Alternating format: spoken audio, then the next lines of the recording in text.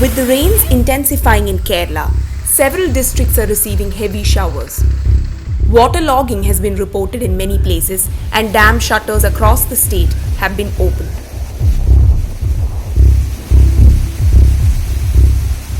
Nine districts have been issued an orange warning from August 7 to 9. Kozhikode and Wayanad, both northern districts, have been issued a red warning for Thursday as they received extremely heavy rainfall. 3 rain-related casualties have also been reported. In the southern hilly regions of Kottayam, hundreds of acres of agricultural fields were damaged due to heavy winds. In Palakkad's Attapadi, winds damaged power lines, cutting off electricity to the area.